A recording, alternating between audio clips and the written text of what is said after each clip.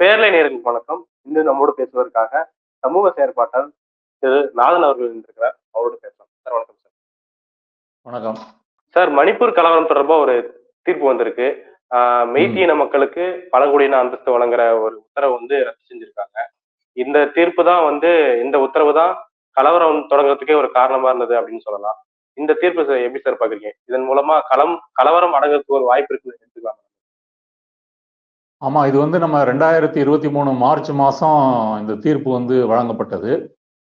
அப்போ வந்து மாநில அரசு வந்து மெய்த்தி இன மக்களை வந்து பழங்குடி பட்டியல்ல விரைவாக சேர்ப்பது குறித்து பரிசீலிக்கவும் ஒரு தீர்ப்பு வந்து சொல்லியிருந்தாங்க.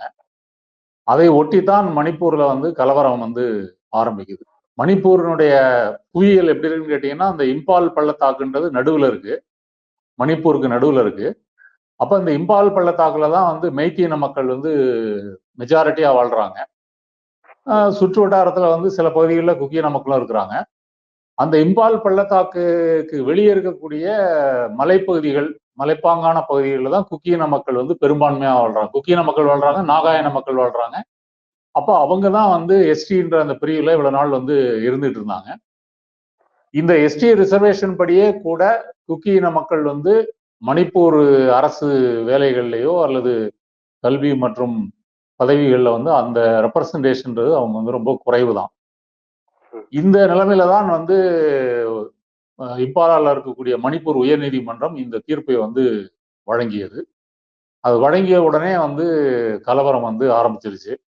இப்ப இம்பால் பள்ளத்தாக்குல வாழ்ந்துகிட்டு இருந்த சிறுபான்மையா இருந்த குக்கி இன மக்கள்லாம் வந்து மலைப்பகுதிக்கு விரட்டி அடிக்கப்பட்டாங்க. அதே போல வந்து மலைப்பகுதிகளில் இருந்த மெய்த்தி இன மக்கள் வந்து இம்பால் பள்ளத்தாக்கை நோக்கி வந்துட்டாங்க. இது வரைக்கும் கிட்டத்தட்ட 170, 180 பேருக்கு மேல வந்து இறந்திருக்காங்க. அதுல பெரும்பான்மை வந்து குக்கி இன மக்கள் தான். பல்லாயிரக்கணக்கானோர் வந்து வீடுகள்ல இருந்து துரத்தப்படுத்திட்டு இருக்காங்க. அதே மாதிரி பொருளாதாரம் இதெல்லாமே வந்து பாதிக்கப்பட்டிருக்குது.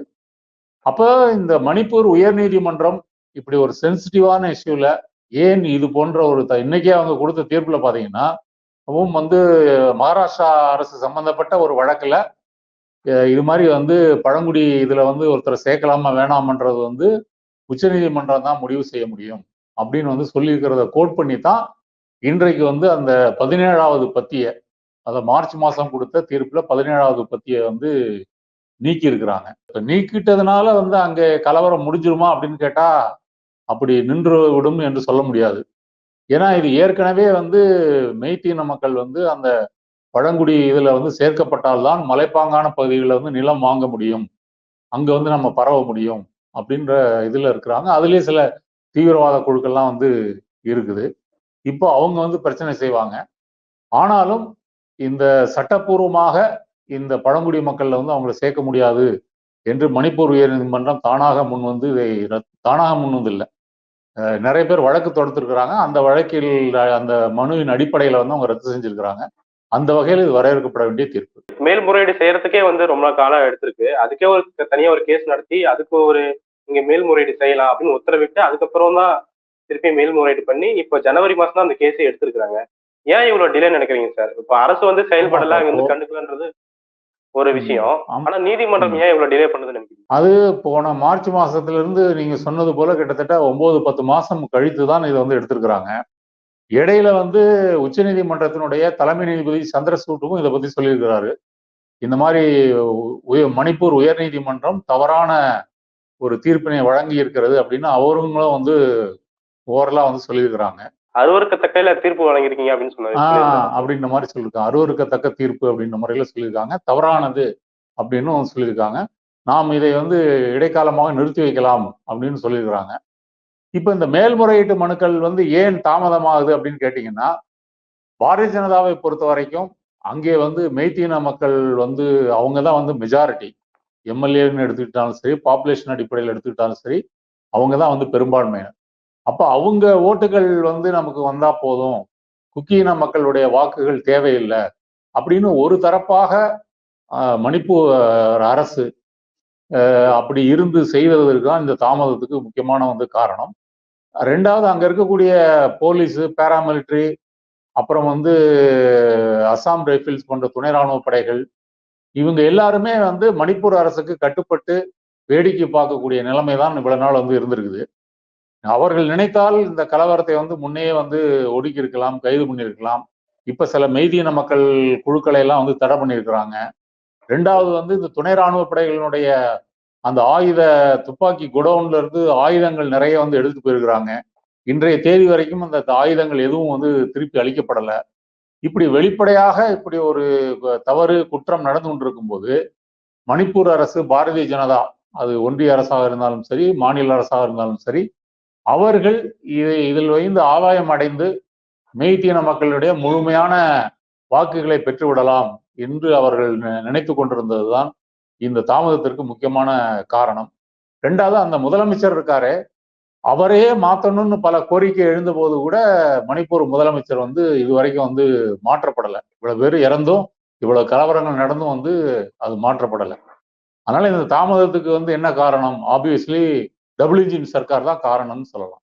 சார், இப்போ வந்து உச்சநீதிமன்றம் வந்து அப்பயே வந்து அருவருக்கத்தக்க வகையில இருக்குன்னு சொல்லியிருந்தாங்க. நடுவுல வந்து இந்த 2 பெண்கள் நிர்வாணமா கூட்டிட்டு போகும்போது அப்போ ஒரு ரியாக்ஷன் பார்க்க முடிஞ்சது. அதுக்கப்புறமா சுப்ரீம் கோர்ட் இதுல தலையிடவில்லையோ அப்படின்ற ஒரு கேள்வி இருக்கு சார். இப்போ வரைக்குமே உயர்நீதிமன்றம் தான் இந்த தீர்ப்பு கொடுத்திருக்கு. உச்சநீதிமன்றம் ஒருவேளை தானா முன் வந்து சுமோட்டாவா எடுத்து இல்ல ஒரு தீவிரமா எடுத்து செயல்படலையோ அப்படிங்கிற குற்றச்சாட்டும் வைக்கிறாங்க. உச்சநீதிமன்றத்தை நம்ம அங்க போயிட்டு நம்ம வைக்க முடியாதுதான். இருந்தாலும் அது ஒரு கடைசி நம்பிக்கை அப்படின்னும் போது உச்சநீதிமன்றம் கொஞ்சம் ரியாக்ட் பண்ணிருக்கலாமோ அப்படிங்கிற ஒரு கேள்வி வருது. இல்ல, உங்க கேள்வி வந்து சரிதான். உச்சநீதிமன்றம் வந்து நீங்கள் சொல்வது போல அந்த 2 பெண்கள் வந்து முக்கிய பெண்கள் வந்து நிர்வாணமாக அடித்து உதைக்கப்பட்டு பாலியல் வன்புணர்வு செய்யப்பட்டு அந்த வீடியோ வெளியான பிறகுதான் மொத்த நாட்டுக்குமே வந்து மணிப்பூருடைய நிலவரம் வந்து தெரிய வருது. அப்போதுதான் உச்சநீதிமன்றத்துக்கும் தெரிய வருது.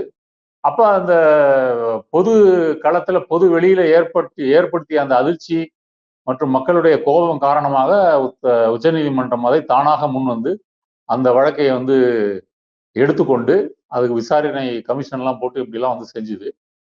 அவங்க அப்படிலாம் செஞ்சவங்க இதனுடைய ரூட் காஸ் வந்து என்ன?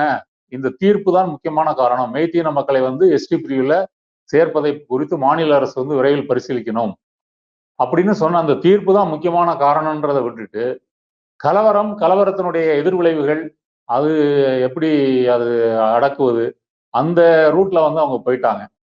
அதனால நீங்க சொல்லுவது முன்னாடியே இவங்க வந்து இதுல தலையிட்டு இந்த தீர்ப்பை வந்து இடைநிறுத்தம் செய்து வந்து புதிய தீர்ப்பு வந்து வழங்கியிருக்கலாம். எதற்காக இந்த தாமதம் என்று தெரியவில்லை. உச்சநீதிமன்றத்தினுடைய நடவடிக்கைகள் வந்து நம்ம வந்து அவங்க உண்மையிலே அவங்க சுதந்திரமா செயல்படுறாங்களா, இல்ல ஒன்றிய அரசு மோடி அரசுக்கு வந்து பயந்து கொண்டு செயல்படுகிறார்களா, இப்படிப்பட்ட விமர்சனங்கள் எல்லாம் பல பேர் வந்து தெரிவிச்சிருக்கிறாங்க. அதனால இந்த தாமதம் என்பது வந்து தவறானது. அது வந்து இந்த தாமதத்தினால் வந்து நம்ம பல மக்களது உயிரை இழந்திருக்கிறோம், உடைமைகளை இழந்திருக்கிறோம் அப்படின்றதான் உண்மை. சார், இன்னொரு பக்கம் என்னன்னா, தேர்தல் நெருங்கிற சமயத்துல சில நல்ல சமிக்கைகள் கொடுத்தா மக்கள் வந்து அமைதியாயிருவாங்க அப்படிங்கிற ஒரு தாட்டை வச்சு நிறைய பண்றாங்கன்னு சொல்ல முடியுது. இப்போ உச்சநீதிமன்றம் பாத்தீங்கன்னா சண்டிகர் மேயர் தேர்தல் வந்து விரைவா எடுத்து வந்து தீர்ப்பு கொடுத்துருக்காங்க. இப்போ இந்த தீர்ப்பு ஒண்ணு வந்துட்டு இருக்கு. இது வந்து ஏதோ ஸ்டன் பண்ற ரீதியா இருக்கிறதோ அப்படிங்கிற கேள்வியும் முன்வைக்கப்படுது சார். ஆதரவான தீர்ப்பு கொடுத்துட்டா மக்கள் அமைதியாயிருவாங்க. இப்ப மணிப்பூர் பிரச்சனை வந்து தேர்தல் சமயத்துல ஏதோ ஒரு பிரச்சனை எழுப்பலான்ற போது இப்ப இந்த தீர்ப்பை நிறுத்தி வச்சா இல்ல பின்வாங்கிட்டா அது வந்து ஒரு நல்ல சமிக்கையா தெரியுமோ அப்படிங்கிற ஒரு பார்வை முன்வைக்கப்படுது. அது இப்ப நீங்க இப்ப இந்த சண்டிகர் மேயர் தேர்தல் என்பது வந்து ஒரு அப்பட்டமான ஒரு ஃப்ராடு, மோசடி. அதை நீங்க ஒண்ணுமே செய்ய முடியாது. எப்படியும் ஏன்னா அந்த ஆபீசர் வந்து வீடியோ முன்னாடியே வந்து இண்டு போட்டு அந்த இதை வந்து தூக்கி வைக்கிறாரு. அப்ப நீதிமன்றத்திலே ஒத்துக்கிட்டு இருக்கிறாரு. அதனால வேற வழி இல்லாம அந்த இது வந்து செய்தது. இன்னொரு புறம் வந்து வர இருக்கின்ற நாடாளுமன்ற தேர்தலில் ஒரு பேலன்ஸ் பண்ணி செய்ய வேண்டும் என்ற கோணத்திலையும் வந்து இந்த மணிப்பூர் தீர்ப்பு வந்து நம்ம வந்து பார்க்கலாம். உச்சநீதிமன்றத்தை பொறுத்த வரைக்கும் இப்ப எலக்ட்ரல் பாண்ட் வந்து ரத்து பண்ணியிருக்கிறாங்க. அதே போல இந்த சண்டிகர் மேயர் தேர்தலையும் வந்து ரத்து பண்ணிட்டு திரும்ப அதை வந்து இது பண்ணி அவங்கள ஆம் ஆத்மி வேட்பாளர் வந்து மேயர்னு சொல்லி அவர் வெற்றி பெற்றார்னு சொல்லி அறிவிச்சிருக்கிறாங்க. இதெல்லாம் வந்து வேற வழி இல்லாம இப்ப எலக்ட்ரல் பாண்டே எடுத்துக்கிட்டுங்க, கிட்டத்தட்ட 2018 இருந்து 6 வருஷம் 5ல இருந்து 6 வருஷம் ஆயிருக்கேன். இந்த 6 வருஷத்துல பாரதிய ஜனதா வந்து கிட்டத்தட்ட 6000 கோடிக்கு மேல வந்து எலக்ட்ரான் பாண்ட் வந்து வாங்கி அவங்க வந்து நன்கொடை வந்து வாங்கி வச்சிருக்கிறாங்க. இப்ப அதெல்லாம் உச்சநீதிமன்றம் வந்து ரத்து செய்யல. இது வந்து பின்தேதியிட்ட இதை வந்து இன்றைய தேதியில ரத்து பண்ணியிருக்கிறாங்களே தவிர கடந்த காலத்துல இறந்த காலத்துல எவ்வளவு பணம் வந்திருக்குது அதையெல்லாம் ரத்து செய்யணும், திரும்ப கொடுக்கணும் அப்படி ஒன்றும் சொல்லலை. அப்ப பிஜேபிக்கு பாரதிய ஜனதாவுக்கு பணம் கிடைத்தது தான். அதை வந்து ஒன்றும் பண்ண முடியாது. அப்ப இந்த கால தாமதமும் ஒரு கேள்விக்குறி தான். இவ்வளவு தாமதமாகி நீங்க 6 வருடம் கழித்து தான் இது அரசியல் அமைப்பு சட்டத்திற்கு விரோதமானது என்று நீங்கள் சொல்ல வேண்டுமா? முன்னாடியே சொல்லல. இப்ப வழக்கு போட்ட பல பேர் வந்து இந்த தாமதத்தை வந்து கண்டிச்சிருக்கிறாங்க, எழுதியிருக்கிறாங்க. பல இணையதளங்கள்ல இது குறித்து செய்திகள்லாம் வெளிவந்திருக்கிறது. சார், இந்த தீர்ப்பு வந்து இப்போ குக்கி இன மக்கள் வந்து போராடிட்டு இருக்காங்க, அவங்க வந்து உயிரிழந்திருக்காங்க. அவங்களுக்கான வெற்றியா பார்க்க முடியுமா? இல்ல வெறும் வந்து கேஸ் போட்டாங்க அதனால ஜெயிச்சிட்டாங்க அப்படின்ற மாதிரி பார்க்க முடியுமா? இல்ல இப்ப இந்த ஏற்கனவே உச்சநீதிமன்றம் வந்து இது அருவருக்கத்தக்கது, தவறானதுன்னு சொல்லியிருக்காங்க. அப்புறம் வந்து நீங்க ஏற்கனவே உள்ள தீர்ப்பின்படி இப்படி ஒரு தீர்ப்பு வழங்க முடியாது. ஆகவே இதை வந்து உயர்நீதிமன்றம், மணிப்பூர் உயர்நீதிமன்றம் வேற வழி இல்லாமல் இதை வந்து வாபஸ் வாங்கிடுது அப்படின்னு வந்து சொல்லலாம். குக்கீன மக்களை பொறுத்த வரைக்கும் குக்கீன மக்களுக்கும் மெய்த்தீன மக்களுக்கும் இடையிலான இந்த வேறுபாட்டை வந்து பாரதிய ஜனதா அந்த மாநில அரசாங்கம் வந்து அந்த இடைவெளியை வந்து மிகவும் அதிகமாக்கிட்டாங்க. அது கலவரமா இருக்கட்டும், கொலையா இருக்கட்டும், அல்லது வந்து வீடுகள் சூறையாடப்படுதலா இருக்கட்டும், தேவாலயங்கள் இடிக்கப்பட்டதா இருக்கட்டும். அப்ப இந்த விரிசலை வந்து இவ்வளவு வந்து அவங்க அதுக்கு துணை போயிட்டு இப்போ ஒன் ஃபைன் மார்னிங் வந்து எல்லாம் நீங்க ஒண்ணு சேர்ந்துருங்க, தீர்ப்பு வந்துருச்சு அப்படின்னு சொல்லி அப்படி பண்ண முடியுமான்னு எனக்கு வந்து தெரியல. ஏன்னா இன்றும் 2 பிரிவு மக்களும் மற்ற பிரிவு மக்களுடைய இடத்துல வந்து நடமாட முடியல, வசிக்க முடியல. இப்ப சில நாட்களுக்கு முன்னாடி வரைக்கும் இதுல இந்த மணிப்பூர் யூனிவர்சிட்டியில இருந்து 2 மாணவர் தலைவர்கள் வந்து கடத்திட்டு போயிருக்கிறாங்க. அப்புறம் அவங்களை வந்து ரிலீஸ் பண்ணியிருக்கிறாங்க. அப்ப இது வந்து குக்கீன மக்களுக்கு கிடைத்த வெற்றியா அப்படின்றது வந்து ஒரு இந்த எஸ்டி இதுல மைத்தீன மக்களை வந்து சேர்க்க வேண்டியதில்லை அப்படின்ற வரைக்கும் அது வெற்றி தான். ஆனா இவ்வளவு நாள் நடந்த கலவரம், உடைமை இழப்பு இதெல்லாம் திரும்ப வருமா அப்படின்ற பார்த்தா அது வெற்றின்னு வந்து சொல்ல முடியாது. மேலும் இன்னமும் வந்து அந்த ஆயுதம் தாங்கிய குழுக்கள் வந்து சுத்திட்டு தான் இருக்கிறாங்க. இவங்க என்னதான் தடை பண்ணாலும் அந்த ஆயுதங்கள்லாம் திரும்ப கொடுத்துருங்கன்னு சொன்னாலும் இன்னமும் வந்து அவங்க சுத்திட்டு தான் இருக்கிறாங்க. இன்னமும் தாக்குதல் நடைபெற்று தான் இருக்குது. அமைதி இன்னும் வந்தபாடில்லை. அந்த வகையில பார்க்க போனா இந்த பிரச்சனை வந்து இன்னும் தீரவில்லை. இது மாநில அரசு, ஒன்றிய அரசு முழு முனைப்போட, முழு மனதுடன் இந்த கலவரத்தை ஒடுக்க வேண்டும், குற்றவாளிகளை தண்டிக்க வேண்டும் என்று இன்றும் இறங்கவில்லை என்பதுதான் வந்து முக்கியமான காரணம். நாடாளுமன்ற தேர்தலில் இதை வைத்துக்கொண்டு மெய்தீன மக்களுடைய வாக்குகளை வந்து ஒரு போலரைஸ் பண்ணி அதுல வந்து அறுவடை செய்வதற்கு பாரதிய ஜனதா அரசு முயல்கிறதே தவிர இது வந்து அமைதி நிலவுவதற்காக அவர்கள் எடுக்கின்ற முயற்சிகள், நடவடிக்கைகள் என்பது மிகவும் குறைவுதான். சார், இப்ப உயர்நீதிமன்றத்துல ஆரம்பிச்ச கேஸ் இப்ப உயர்நீதிமன்றத்துல வந்து முடிஞ்சிருக்கு. நடுவுல வந்து ஒரு எல்லாத்தையும் தடுக்க வேண்டிய அரசு வந்து வேடிக்கை தான் பார்த்துட்டு இருந்திருக்கு அப்படின்ற ஒரு குற்றச்சாட்டு தான் இருக்கு. இதுல வந்து அரசோட செயல்பாடுகள் அப்படிங்கறது எப்படி பாக்குறீங்க? இனிமேல் இப்ப தீர்ப்பு வந்திருக்கு, அதுக்கு பின்னாடி அவங்களுடைய அரசு எப்படி செயல்படுன்னு நினைக்கிறீங்க? இது வரைக்கும் செயல்படல இருக்கும், டபுள் இன்ஜின் சொல்றாங்க, அப்படி இருக்கும்போது இது செயல்படல. இனிமேல் எப்படி இருக்கு சார்?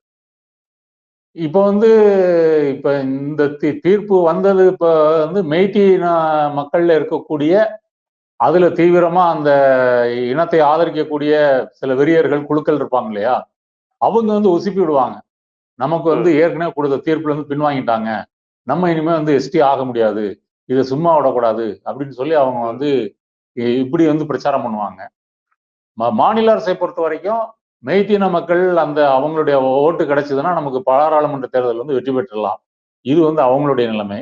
அப்ப அவங்களுக்கு ஏதாவது திரும்ப செய்யணும். இப்ப மணிப்பூர் நீதிமன்றம் இப்படி சொல்லிட்டாலும், உயர் நீதிமன்றம் சொல்லிட்டாலும் வேற ஏதாவது செஞ்சு இதுல வந்து உங்களை எஸ்டி பட்டியல சேர்ப்போம், அதுக்கு வந்து தேவை என்றால் பாராளுமன்றத்துல வந்து அமெண்ட்மெண்ட் போட்டு கூட நம்ம வந்து செய்வோம், இது போன்ற வாக்குறுதிகள்லாம் அவங்க வந்து கொடுக்கணும். எப்படி கொடுத்தாலும் இதெல்லாம் எலெக்ஷனுக்கு முன்னாடி வந்து செய்ய முடியாது. அவ எலெக்ஷன் வந்து நடக்கணும், எலெக்ஷன்ல மீண்டும் பாரதிய ஜனதா கூட்டணி வந்து ஜெயிக்கணும். அப்படி வெற்றி பெற்றால்தான் வந்து இது குறித்து வந்து செய்ய முடியும். அதனால இந்த இப்போ தற்காலிகமாக ஒரு புகை மூட்டம் போல இந்த அமைதி வந்திருக்கிறதே தவிர இன்னமும் மணிப்பூருடைய அந்த பிரச்சனை, கலவரங்கள் இன்னும் முடியவில்லை என்றுதான் நான் வந்து பார்க்கிறேன். இவர்களும் ஒரு அரசாங்கத்துக்குரிய நடுநிலைத்தன்மையோட வந்து இதை அணுகி வந்து செய்யற மாதிரி இல்லை. அந்த முதலமைச்சரை இவ்வளவு பேர் கோரிக்கை வைத்த பிறகு கூட அவங்க இன்னும் மாற்றல. அப்படி இருக்கும்போது இதுல வந்து அமைதி, விடிவு காலம் இதெல்லாம் வந்துடும் நம்ம எப்படி எதிர்பார்க்க முடியும்? பழைய ட்ராக் ரெக்கார்டு பார்த்தாலே அப்படி ஒண்ணும் இல்லையே. Right sir. இந்த தீர்ப்பு வந்து ஒரு நீங்க சொன்ன மாதிரி ஒரு புகை மூட்டை மாதிரி தான் இருக்கு. அது வந்து எந்த மாதிரியான தாக்குதல் ஏற்பட்டது, இனிமேலே அது அமைதி நிலவ கூடுமா அப்படிங்கிறதுலாம் நம்ம எதிர்பார்ப்பா தான் இருக்கு. என்ன நடக்குதுன்றதை பொறுத்து வந்து பார்க்கலாம் சார். நிறைய விஷயங்களை பகிர்ந்துட்டீங்க சார். ரொம்ப நன்றி. நன்றி.